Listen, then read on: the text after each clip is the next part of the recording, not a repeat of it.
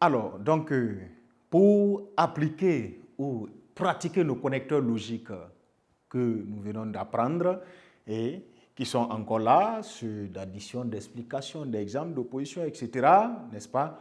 Nous avons un petit texte là, en exercice d'application, que nous allons rendre cohérent, voilà, dont nous allons établir la cohérence à l'effet, n'est-ce pas, de le rendre plus compréhensible. Alors, c'est pourquoi l'exercice demande d'employer les connecteurs logiques appropriés dans les intervalles entre parenthèses. Voilà, ça veut dire qu'ici, il y a certainement un connecteur logique qui doit être employé également là. On en a encore ici, et de même que là, ici aussi, n'est-ce pas? Et enfin, nous avons une autre parenthèse ou des parenthèses encore ici qui signifient qu'il y a un emploi de connecteur logique. Alors, pour le petit texte, c'est quelqu'un qui donne son avis sur ce que c'est que l'éducation de l'enfant de nos jours, ou en tout cas de l'enfant. Et il dit, je crois que l'éducation de l'enfant dépend de plusieurs acteurs. Point. Il revient à la ligne et, en parenthèse, il y a certainement un connecteur logique qu'il faut employer ici. Point, point, point. La famille a un grand rôle à jouer. Point. Il y a encore une autre. C'est à la maison qu'on apprend les règles de la courtoisie. Point. Encore une autre parenthèse. Point, point, point. Bonjour, bonsoir, je présente mes excuses, pardonne-moi, etc. S'apprennent depuis la cellule familiale. Point. Il va à la ligne, encore toujours, et il y a une parenthèse, il dit « L'école vient en deuxième position pour instruire. » Une parenthèse, on apprend les sciences, la littérature en classe. Et enfin, il y a à la ligne ici, la société, point, point, point, participe à cette éducation du moment où l'enfant est un futur bâtisseur parmi les autres membres de son environnement social. Voilà un texte pareil dont il va falloir rétablir la cohérence et nous allons le faire, n'est-ce pas? Je change de couleur. À chaque intervalle de parenthèse, nous allons utiliser de la couleur pour rendre le texte, n'est-ce pas, assez compréhensif et encore que vous puissiez l'avoir sous les yeux. Et on peut toujours s'inspirer de ce que nous avons déjà appris. Alors, je crois que l'éducation de l'enfant dépend de plusieurs acteurs. Point. Vous voyez, c'est quelqu'un qui s'apprête à vous dire peut-être un certain nombre d'acteurs, combien d'acteurs interviennent dans l'éducation d'un enfant. Logiquement, pour commencer à donner ces acteurs-là, il va donc se rabattre sur le connecteur logique d'addition. Il va commencer à énumérer les acteurs dont il parle et qu'il dit qu'ils sont plusieurs d'ailleurs. C'est ce qui fait que vous allez soupçonner qu'à la place des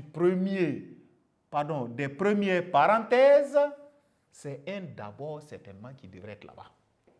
Et on va dire, d'abord,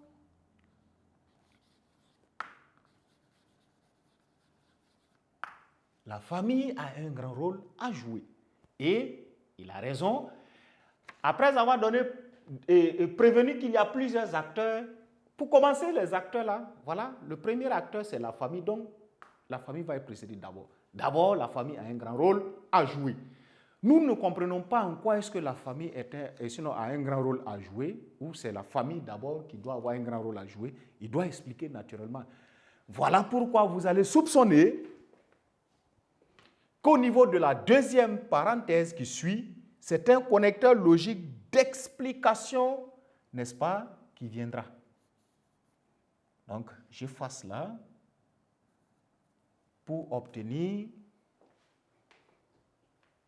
en effet, vous voyez, c'est un en effet qui correspond ici ou à ici, qui sied à ce niveau. En effet, on met virgule, c'est à la maison qu'on apprend les règles de la courtoisie. Et regardez, bonjour, bonsoir, je présente mes excuses quand on a tort, pardonne-moi quand on a offensé quelqu'un d'autre. Vous voyez, ce sont des règles de bienséance dans la société de courtoisie, n'est-ce pas?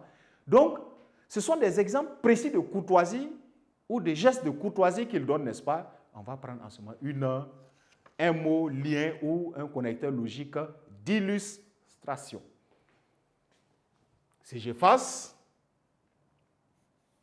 les parenthèses, ça va nous permettre d'avoir, par exemple, on va mettre ici, par exemple, voilà, par exemple, bonjour, bonsoir, je présente mes excuses, pardonne-moi, etc. Ça prenne depuis la cellule familiale. Point. Et il est venu à la ligne pour une nouvelle parenthèse, ou pour de nouvelles, parenthèses. Et il dit, l'école vient en deuxième position pour instruire. Vous l'aurez compris. Après avoir donné la cellule familiale, c'est l'école qui vient. Donc, il va ajouter à travers un connecteur logique d'addition que nous allons choisir ici. Nous allons prendre ensuite. Donc, ça veut dire qu'il y a ensuite, voilà. Ensuite, l'école vient en deuxième position pour instruire. Et il vous dit qu'on apprend les sciences, la littérature en classe. Est-ce que ce ne sont pas des exemples d'instruction qu'il est en train de donner comme ça, des matières précises ou des domaines de spécialisation précis? Les prochaines parenthèses vont donner la place à un connecteur logique d'illustration ici.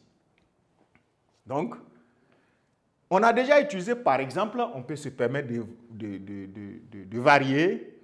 Prenons à titre d'illustration, n'est-ce pas? On va dire ici, à titre d'illustration, voilà, à titre d'illustration, voilà, d'illustration, voilà, on apprend